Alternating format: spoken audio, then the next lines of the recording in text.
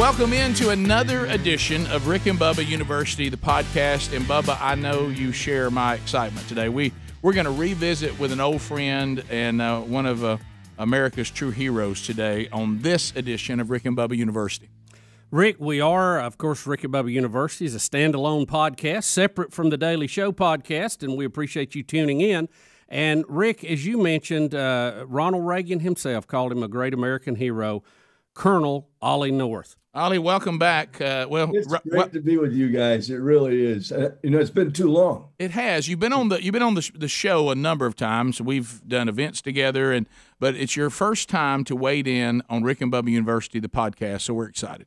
Well, I've got two of you are great professors.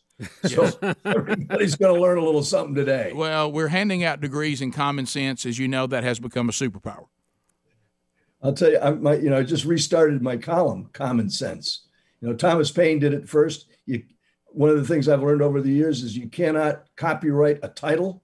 And so my column is back on the Creator Syndicate. In fact, the column that's up this week just happens to be about immigration, trying to keep hot button topics going. Yeah, well, there's a little bit going on with that. Before we dig into all that, just catch everybody up. What all are you doing? Yeah. What have you been doing? What's up in Ollie North's world? Well, let's see. So since January, I've only started two companies. one is Fidelis Media, which is my visual arts kind of contribution to American social life, and Fidelis Publishing, which is the publisher of my new books and several other new books.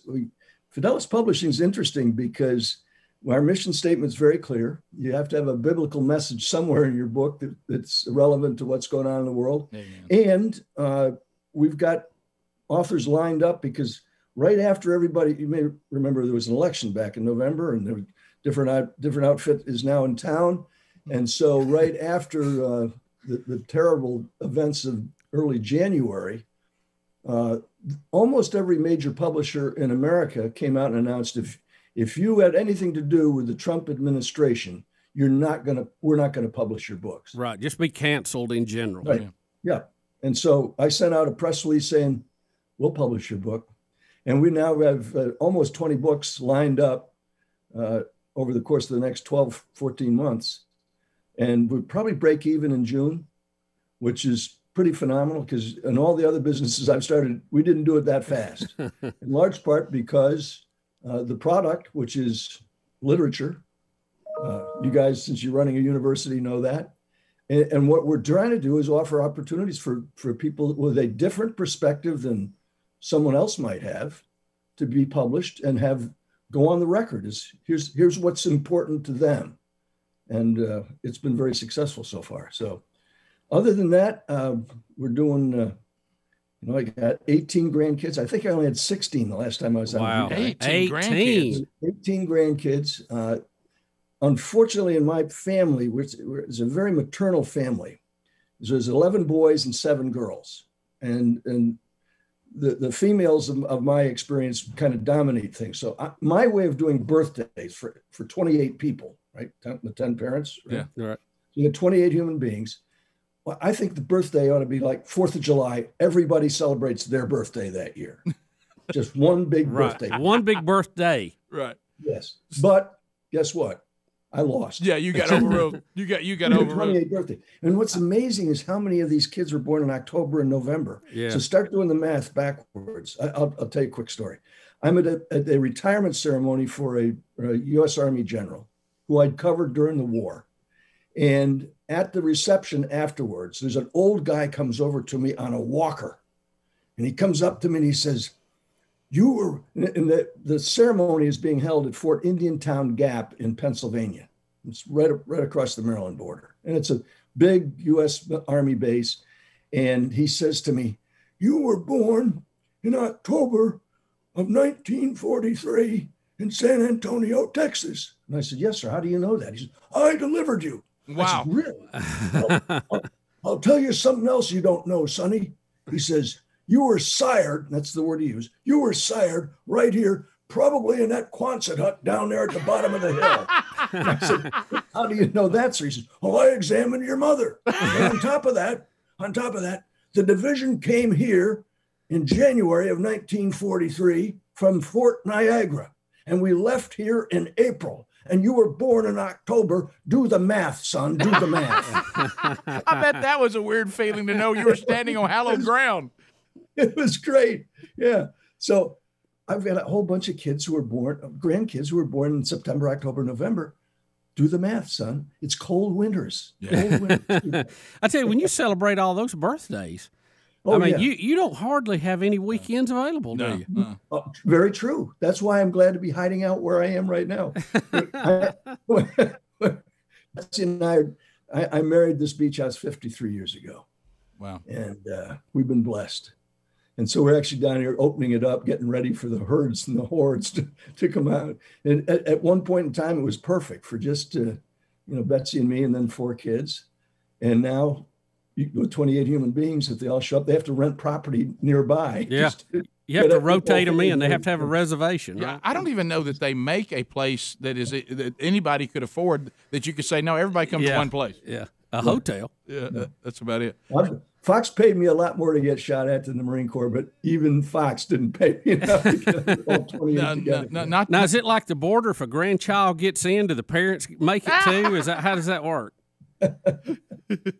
Well, there's always a parent, there's always an adult in charge of the kayaks and the sailboats and the things like that to make sure that everybody's got to get, if you're going to go out in a kayak out in that big ocean out there, you darn well better have a life jacket on because granddad's going to ground you otherwise. Yeah, yeah. So those kinds of things, you're in charge of this and you're in charge of that. It's kind of fun because I don't have to cook all the meals.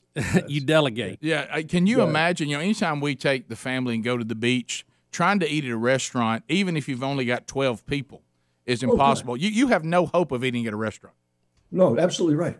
No, and our son, our son and his wife, they have 7 kids, 5 boys, bookend girls, 5 boys in the middle, bookend girls. And for them to go out to, heck, McDonald's, they'll drop $100 just to feed the horde. Yeah.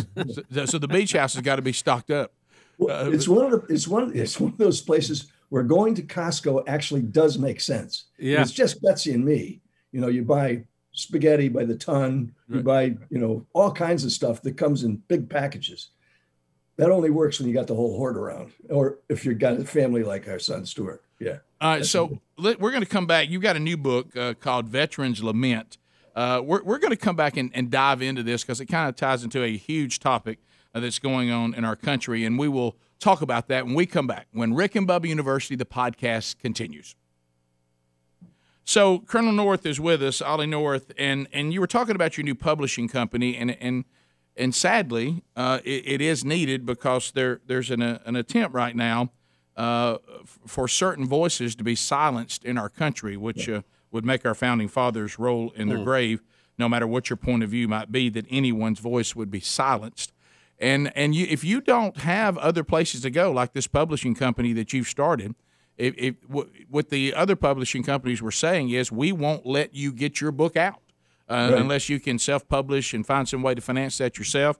You created your new publishing company for that, and also I assume that you're publishing your books through your own company now. Yes, absolutely. And you've written many books, but Veterans Lament, when you think about what people like you fought for, and the question the book asks is a question we get on the show all the time. Is the current state of this country, is this the country that people like you and others fought for? And you and David Getch got together and wrote this book. So tell us what we're going to find in the book. Well, I don't want to give away the end, but let me tell you, we're already working on the sequel. And I'll tell you what's fascinating, and a lot of this is the consequence. All of these interviews in this book were done before the last election. Wow. Okay, make that very clear. And so we're asking the question: is this the America you fought for? Okay. To veterans. All of the people in this book served in the armed forces. Over 500 interviews, questionnaire that David actually came up with, and we're now going back to them because of what's happening in the aftermath of the election. Look, the armed forces of the United States exist for 2 purposes only. Number 1, to deter war. Number two, if you have to fight a war, you win it. Okay. Yep. Those are the only two missions of the armed forces of the United States. Doesn't matter what branch you're in, Army, Navy, Air Force, Marines, the Coast Guard, National Guard, doesn't matter. That's the only mission, the only thing you have to do. What's happening now is that you've got, when you come into the service, I enlisted in the United States Marine Corps Reserve on December 29th, 1961, before you guys were even born, right? Right. And so I'm looking at the questionnaire that I filled out 4 pages long to get into the Marine Corps, all right? And on it is a loyalty question. And you're swearing under the penalty of perjury if you're not telling the truth, right? And so the single loyalty question was, in those days, are you now, or have you ever been, a member of the Communist Party? That was it. Okay. That form, now it's called Form 82 or 84, that form is now over 20 pages long. And you've got questions like, have you ever been part of an extremist organization? Well, they don't define extremist organization. Right. And they don't say what it is. Have you ever been a racist? Are you white? Yeah. By the way, that question is on the questionnaire. Wow. Probably won't be for long. If you look at, and it doesn't necessarily have to be, because the wonderful thing about the Armed Forces of the United States, and I spent 25 years in uniform, 22 of them as a U.S. Marine officer. It's a meritocracy. It's based on your performance of duty. It's based on your ability to carry out your military occupational specialty, and your ability to deal with leading people sometimes in harm's way. So it is a meritocracy. It doesn't really care what color you are, doesn't care what your background is, doesn't care what your last name is, doesn't care what the nationality of your grandparents was. It cares about, and your promotion is based upon, your performance of duty. Can you do what's required of you? For a leader, the formula is very simple. You cannot ask someone to do that which you cannot do or will not do yourself, right? And so I look at my experience in the military and I say, what the heck is happening when we're now, instead of practicing to make sure that you've got the readiness you need to deter war or win one if you have to fight it, instead of that, the new Secretary of Defense is out doing, are you a social justice warrior, right? And what are you doing to make sure that no one in your command or your unit is out of bounds in terms of saying something that may be perceived as racist? And so he ordered, back right after he took office in February, he ordered in his next 60 days, we want a 1-day full stand down. It doesn't sound like much. I mean, particularly in the aftermath of COVID, when we've had a lot of stand down kind of stuff going on, not just in the military, but in all of our lives. I want a 1-day stand down in which you will bring into an office or a field or wherever you are in the United States military, you will bring in your unit and you will counsel them and educate them and listen to them and report back as to what you're finding out about extremism, about sexual impropriety, in other words, we want you to rat out your buddies, all right? And so this witch hunt, think about this, 1.5 million Americans, roughly, in the armed forces of the United States or in the military Department of Defense support activities, okay? So 1.5 million man days. Instead of fixing airplanes or repairing equipment or training to fight or out there and qualifying on a rifle range, 1.5 million man days are now going to be taken up with this witch hunt. Why? Well, because the new commander-in-chief thinks that's the right way to deal with the military. In the aftermath of his first briefing, President Biden, some weeks back, went to the Pentagon and got what they call the briefing. Every president gets it. In fact, Ronald Reagan did 2 of them. He did one right after he was elected in 1980. So in 1981, when he takes office, he gets that briefing. Again, when he got reelected in 1984. So in 1985, I actually went with him on that second one. And it's the PSYOP, it's the Strategic Integrated Operations Plan. It's the deployment of all the troops in the military. Here's why we're doing this, and here's why we're doing that, and here's why we do freedom of navigation exercises and operations like Gulf of Sidra, when Gaddafi launched his airplanes to drive everybody out of, remember the line of death? Oh, yeah. I know there's folks watching this that don't remember this. But he was in his bass boat with his riding crop out there showing everybody where it was.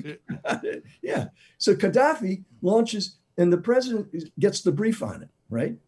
And he says, next time, and then they turned around, the carrier, I think it was Saratoga, launched aircraft to chase back the Soviet-built MiGs that were being flown by Libyan pilots, because they bolted away. They didn't fire at the ship, but they got chased off by the carrier air patrol. And so Reagan says that, and they turned around at the 12-mile mark and came back out to the ship, chased them away. And President Reagan's line was, well, next time, chase them back to their hangars and bomb them. That's a pretty good Ronald Reagan. Well, Ollie, don't screw this one up. So, all the times that we've been together, you could never do that stuff before. Here we are now doing a podcast, and you can get away with it. Yes. All right. Well, we'll come anyway, back. The bottom line of it, this book is about those guys and why they're concerned, and it's things like this witch hunt that gets them so lathered up. With good reason. Yeah, and we'll talk more about the book and get more specific about some of the things that we're seeing right now when our conversation with Colonel Oliver North continues on Rick and Bubba University, the podcast. All right, so Bubba, you and I know we run a small business, and there's a lot of people out there that say, in the times we're living in right now, if I have HR issues, our company could cease to exist. And if you're looking for a good HR person right now, you're going to be looking at minimum $70,000 a year, probably something like that. Well, if you're a small operation, you may not be able to pay that kind of money, even though you still might face wrongful termination suits, these minimum wage requirements. Who knows what's going to happen in this new administration, labor regulations. So here's what we want you to do. You need to contact Bambee. That's BAMBEE, because it was created specifically for small businesses. You can get a dedicated HR manager, craft HR policy, and maintain your compliance all for just $99 a month. With Bambee, you can change HR from your biggest liability. Now it becomes your biggest strength. Your dedicated HR manager is available to you by phone, email, or real-time chat. Now, you got people coming on to the team. They can help you with that. You have to terminate somebody. They can help you with that. If you need to customize your policies to fit your business, they help you manage that, and they can manage your employees day by day, and we're talking $99 a month. So let Bambee help. Now, you can get your free HR audit today by doing this. Go to Bambee, BAMBEE.com/Rick and Bubba right now to schedule your free HR audit. That's Bambee.com/Rick and Bubba, BAMBEE.com/Rick and Bubba. Rick and Bubba University, the podcast, continuing. Colonel Oliver North, our guest. Colonel North, let me ask you this. We want to talk about the book and some things going on there and some past history and bring all that up. But let me ask you something about current history. Talk to us. Give us your thoughts on President Donald Trump. How did he do the election? How did that happen? Give us your thoughts on him. Yeah. Full disclosure now, I've known him for, 10 years. He's been a major donor to my foundation, Freedom Alliance. He at one point, I've got the phone right here, that he said, put this number in and this is right after he was elected. Just before he was running for the nomination during the primary season. I talked to him a lot about different things. I put together a fundraiser for him in Northern Virginia. His last big rally before the election itself was in a field not too far from where my best friend keeps me. Mm. And so I've known him a long time.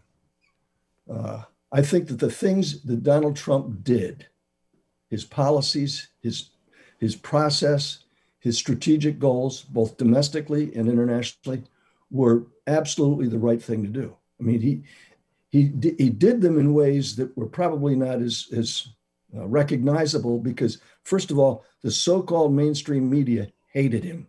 Yep. Okay. Yep. And he called them the fake news, and they are the fake news. All right. And so instead of trying to find a neutral way of reporting on what he was doing, they attacked him at every turn. And I think understandably, that creates a sense, no matter who you are, whether you're a potentate or a president, whether you're the head of a major corporation or whether you're just a guy out there turning a wrench, making things happen. The way he put it in many cases infuriated people, okay? And some of it was Twitter on this thing. Mm-hmm. Some of it was, just him talking to the guys as he's going out the helicopter. But look at the difference between what that president accomplished, the lowest unemployment rate in the history of our country, since they started keeping records on it back in the 30s, okay? The economy was booming. There were people who had jobs for the first time in their lives, and they were in their 30s and 40s, and many of them were minorities, okay, who could proudly go home and say, I've got a paycheck. It's not from a drug deal. I have the dignity of work. This is a paycheck. And they moved back in with a woman that they'd made pregnant and then left. In many cases, not married. And they came back and says, I want to get married to you. All that by the time he gets to almost the end of 2019, and suddenly, boom, COVID. And the aftermath of COVID is that, one, we have vaccines that Betsy and I have had. You guys are probably too young to have gotten yours yet, but we've had ours. And that would never have happened except for Donald Trump. Does he get any credit for that? No. Project Warp Speed made it happen. And no one else could have done that, particularly a guy who'd gone after the pharmaceutical companies, attacking them for not giving us prices that we could afford for all kinds of medications, right? He was hammering them. And yet he brought them into the room and cajoled them and threatened them, and they got it done. And so we now have, 4 different vaccines worldwide, and we're helping other people all around the globe. The national security of the United States was never better, in large part because he took the same approach Ronald Reagan did, peace through strength. And he started rebuilding the American military, which had been at war for darn near 20 years. I know because I covered it. Mm-hmm. And as you and I know, I joke around about some of those things. And Fox did pay me a lot more to get shot at than the Marine Corps did. Right. And I loved what I was doing because I got to keep company with heroes. And I would watch when President Trump would be out there with the troops. They loved him. Okay. There was no ambivalence about it. And the press never would report it that way. In fact, they would lie about him frequently. They would say things like, Donald Trump's the first president not to visit the troops at Christmas. Well, in fact, he did. In fact, I know he did because I saw it happen, right? Yeah. And you go, how could they put that in the New York Times headline? How could they not say, oh, well, actually, he didn't get there until the 26th because he took off on Christmas Day, flew to Iraq, flew to Afghanistan, and met with the troops, right? It was the 26th. And they said, well, we're justified in saying he didn't go there in Christmas time because the 26th isn't Christmas. That's the kind of treatment he was given. Now, the aftermath of what happens on the 6th of January after the election, people ask me all the time, they probably ask you guys, was that election stolen? I don't know. I mean, we'll never know because in part because the records were so badly kept. And we all saw, right, what happened in that one precinct where they're counting ballots and they shut things down, come back tomorrow morning, and then there's the security cameras that the idiots who are doing this didn't even know were on, pulling the bags out from under the table. God knows how many suitcases. At least 3 that I saw, right? Yeah. It just looked suspicious, did it? And I never really understood what was going on there. Yeah. How many ballots could you put in those? Is it enough to steal an election? I don't know. But I do know this. What they're trying to do now is trying to guarantee that no election can ever go against the incumbent party. And that's not good, no matter you're Republican or Democrat. What they're trying to do is to try to undo everything that Donald Trump did domestically and internationally. And he put us in better. There's all this garbage here that we constantly see from the new regime in Washington about how Donald Trump destroyed our alliances. He did the opposite. And he knew that these guys, right? He knew that these guys, the communist Chinese, were our number one adversary. He didn't hesitate to. And he took ideas from this book, right? And gave them to Pompeo and the Director of National Intelligence and the Department of Justice. And they went after the communist Chinese about all kinds of terrible things that they're doing around the world. And he built alliances in places we'd never had them. I mean, back 1,000 years ago, you had the Southeast Asian Treaty Organization, CETO. It's been abandoned for decades. And he's started to rebuild the process. Let's get India, an adversary of Communist China, Australia, Japan, South Korea, Taiwan. Let's get together on a regular basis and see what we can do to protect them and us from the Communist Chinese. He rebuilt NATO. He got NATO to contribute for the very first time since 1945 and contribute to the effort overall. That's not a failure, that's a success. And I'm sick and tired of our colleagues in the so-called mainstream media who are going out there continuing to badmouth the former president. What he accomplished is unprecedented, and he did it in 4 years. And I hope, my prayer is that, I'll be political, okay? I'm hoping that in 2 years, we have a Congress that's going to stand up and oppose what this administration is doing. If we don't get that, I fear for those 18 grandkids. That's why I do what I do. I don't want my 18 grandkids to suffer the consequences of what this new regime is trying to do to them. Ollie, is it mind-boggling to you how far to the left has gone? I mean, when you were in Washington, if you were a liberal, you opposed tax cuts. Now, I mean, there's confusion on gender, bathrooms, who can compete. We want District of Columbia to be a state to be sure that we never see anything else passed or any national wins in the Senate for sure. I mean, it's just really, really gone far left, hasn't it? Yes, in almost every institution of our government. And quite frankly, I'm surprised at how fast it's happening. I've no doubt that it was going to happen. If this outfit got into power, that's what they were going to try to do. The fact that they've gotten as far as they have on just executive orders alone, things like you just mentioned, my friend, when you talk about the District of Columbia becoming a state, there are those who will argue that the Constitution does not permit that.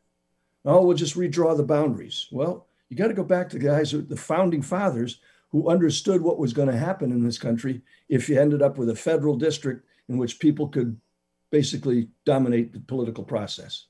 And so the same thing with the Electoral College, the same thing with the Supreme Court. All of those things are now in jeopardy because this outfit is intent on getting their way as fast as they possibly can. The end result is going to be massive tax increases in the short term, massive tax increases, enormous new regulations. And I kind of, everybody remembers the shovel-ready projects. Oh, yeah. Yeah. Okay. The shovel-ready projects, after 8 years of the previous regime, are now being accomplished because Donald Trump lifted a bunch of those regulations that required that the EPA do a 45-year study on whether you could build a bridge. Right? Okay. I mean, and they're finally being done.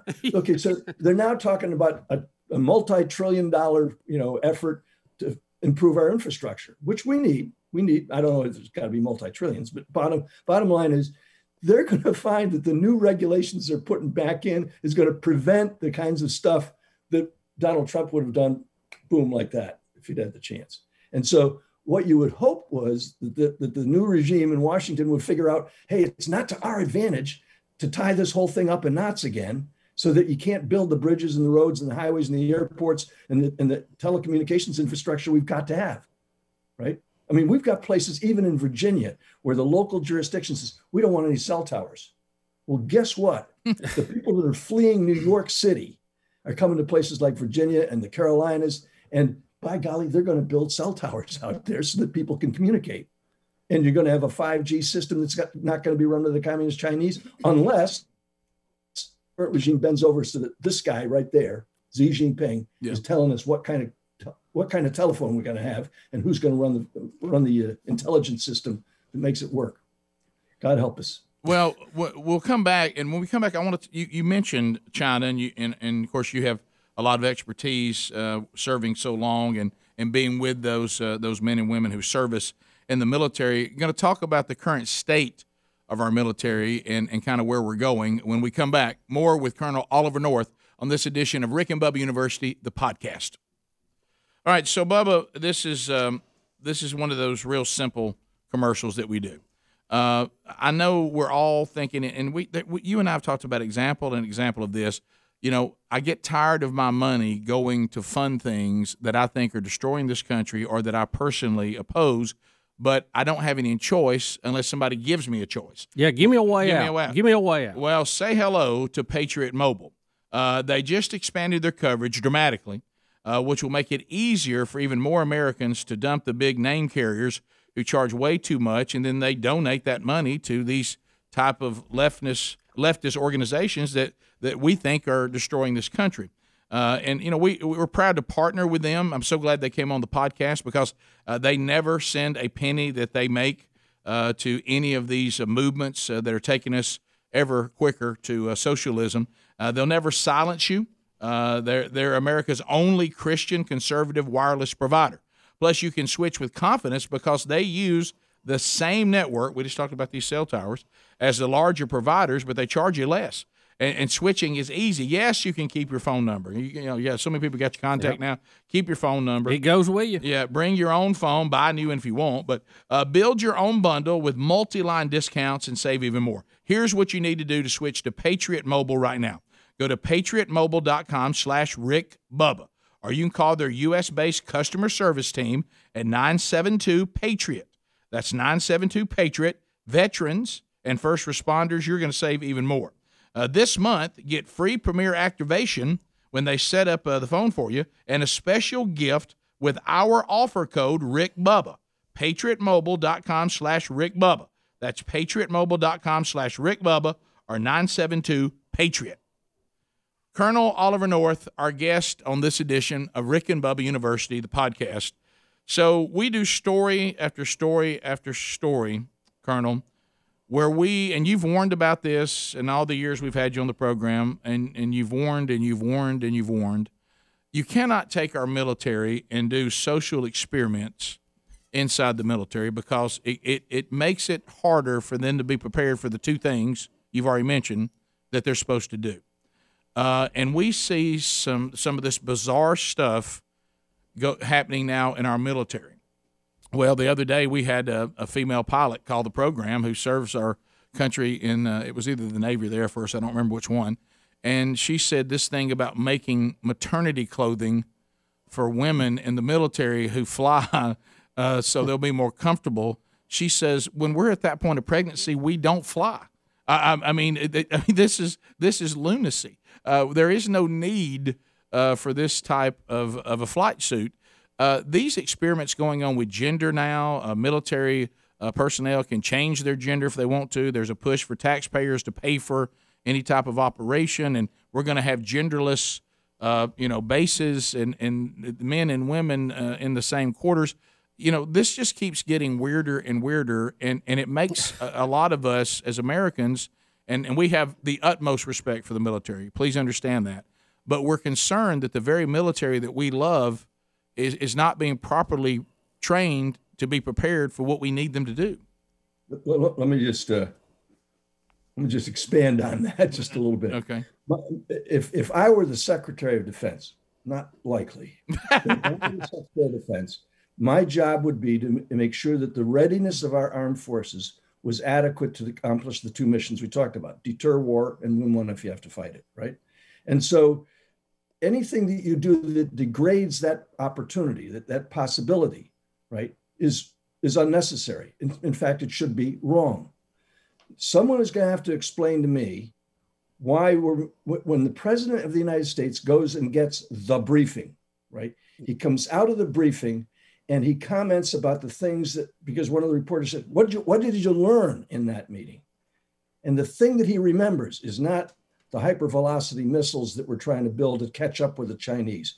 He doesn't remember, apparently, that the communist Chinese have more ships at sea than we have, that they're building more ships and aircraft than we have, that they're training their pilots to overfly and accomplish a mission by going around and coming in the back door of Taiwan to bomb the living daylights out of the Taiwanese. He's not talking about, he doesn't remember, or apparently, that the communist Chinese are helping the Iranians build nuclear weapons and the means of delivering them. He apparently doesn't remember, and we've just seen an example of this in the last few days, that under the Trump administration, the North Koreans stopped launching ballistic missiles. Well, guess what just happened a few days ago? They launched ballistic missiles into the sea toward Japan. Okay, those are the kinds of things that should grab the president's attention. He's the commander in chief. What does he remember coming out of the meeting? He remembers that we're making maternity flight suits. He remembers that we're allowing women to wear their hair in different configurations at different lengths than we used to. In other words, those are the most important things to this president. That, gentlemen, is frightening, okay? And so the Secretary of Defense is now getting away with this witch hunt about whether you've got a tattoo that might show the cross of St. George is used by a number of different organizations, not just the old Syrian church, but the cross of St. George is used as a symbol for a racist/extremist organization. You got a 17-year-old kid who goes out and gets a tattoo, and he's now a 22 or 23-year-old U.S. Marine. Are we going to throw him out of the service because he's got a St. George tattoo? I mean, should we? Should we be hunting down those kinds of people instead of improving the readiness of our armed forces? I don't know if a pregnant woman ought to be flying an airplane or not, but some doctor out there should know. Right. And some should be able to say, as Jim Mattis, when he was Secretary of Defense, said, we're not going to do sex change operation because it doesn't do any good for our armed forces. They're non-deployable in most cases because they're subject to monthly or weekly or whatever it is, hormone treatments. And we can't be doing that stuff in the field. So if you can't deploy, then you can't come into the service. You know, I'm 77 years old. If I walk into a recruiting station and say, I demand, as an oldster, I demand that I come back in the Marine Corps. Is the Marine Corps going to take me? Hell no.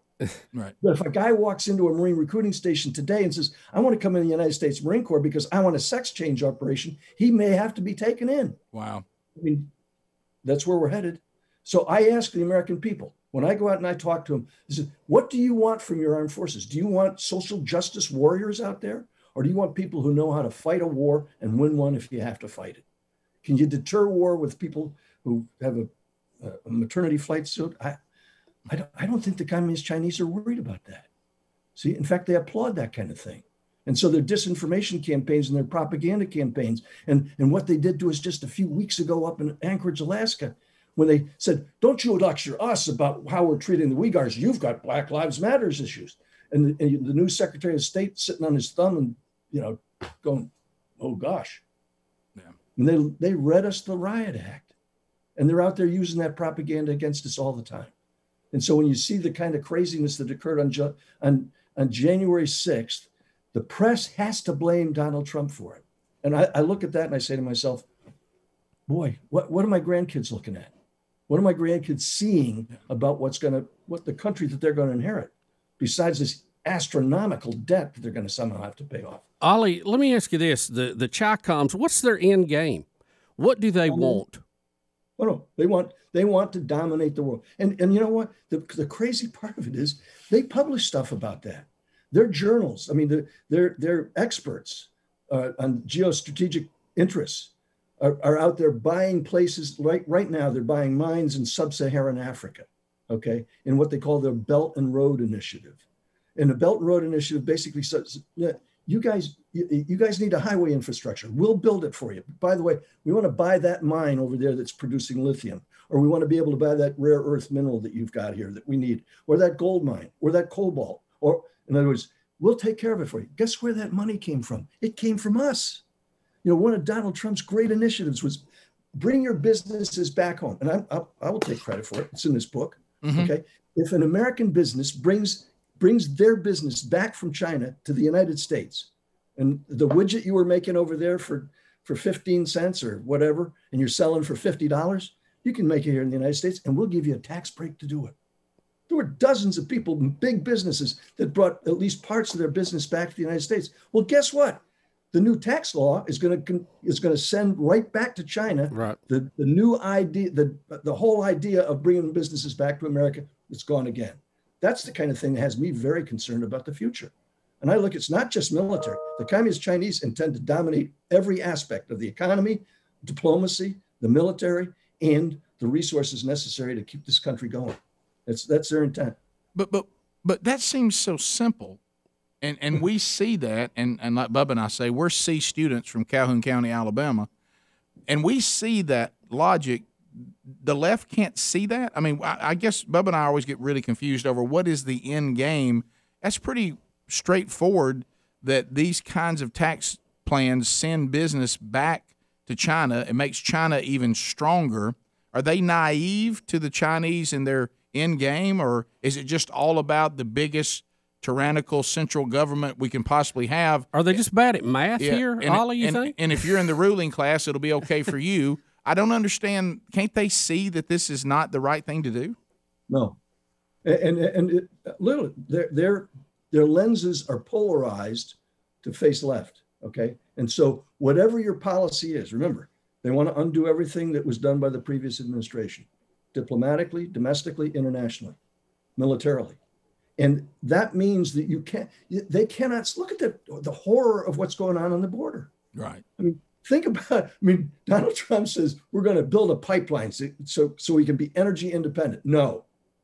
Okay. We're going to build a wall to make sure that America has a border, right? Because countries without borders aren't countries at all. Right. No. Think of the things that stopped literally in their tracks the day after the inauguration. If they could see those kinds of things as problems, it's pretty blatant when you can. At the Pentagon, they actually have guys who know how to do this. They count up the numbers of airplanes your enemies have. They count up the number of ships that they have. They count up the number of soldiers they have. They count up the numbers of weapons that they've got and the new developments and all that. And suddenly somebody says, we need to spend some more money on the Pentagon. The Pentagon budget is going to be cut in the next president's budget, right? Which is coming down the pike here in the next few weeks. Okay. This is not the time to be cutting the Pentagon's budget. The taxes are going to go up on average businesses. Okay. And so people are going to start exporting their businesses again and jobs for Americans. I look at those things and say, the people running our government want to dominate every aspect of American life. It has to be that. Yeah. And if we don't stop them in the next series of elections, we're doomed. Ollie, there's so many other topics we want to cover with you, but in the last few minutes of this, I have to tell you, Rick and I have been doing this 27 years full-time, few years part-time prior to that. We've got to do some very cool things, not because of who we are, but the chairs that we sit in. But some of the events we've done with you and the fun things we've done with you are some of my fondest memories and always will be. We've done several events. You remember Ollie played Fat Fest. We did a speaking engagement. Matter of fact, I have pictures of that in my office. We did an event in Atlanta with Ann Coulter at an event over there.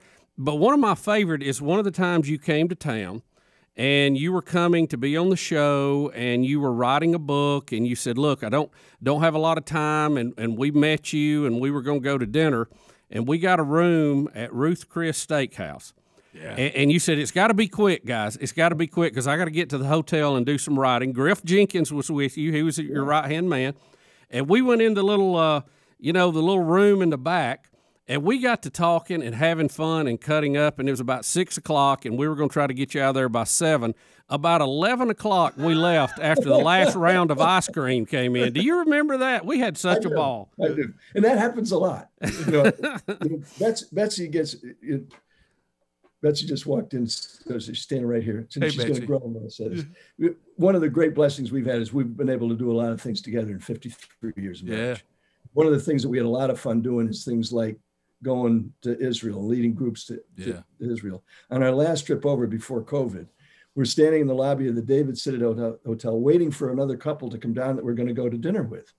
And they're Israelis. And so Betsy's looking at the elevator. I'm looking out the front door, and I see a tour bus come in, and I know it's full of Americans because I've seen on the side of the bus as it went by, I saw the sign that said, Mike Huckabee, Holy Land Tours. It's got to be full of gringos. That's right. Yeah. I tapped her on the shoulder, and I said, we're about to get mobbed because that bus, and she could see the back end of the bus, but not the sign. That bus out there is full of Americans, and there's a mob scene coming in. And she said, oh, how do you know it's full of Americans? I said, I have great situational awareness. Yes, you do. First guy gets off the bus, walks over to us. The elevator still hasn't come down. And he walks over to me and he says, anybody ever tell you, you look a lot like Ollie North? And I say, it's a good thing I look like Ollie North because I'm sleeping with his wife. And at that point, he says to me, you better watch yourself. Her husband's a Marine. He'll kick your butt. And he walks away. Okay. And she turns to me and she says, and she's rolling her eyes right now. She says to me, you didn't see that one coming, did you, Mr. Situational Awareness? Oh, that's great. Ollie, thank you for taking time to be with us. What a great story to end on. And thank you for the service that you continue for our country, even beyond your military service. And thank you for the publishing company and what you guys are doing. If you'd like to find out more about this, go to olivernorth.com. You can find all kinds of content.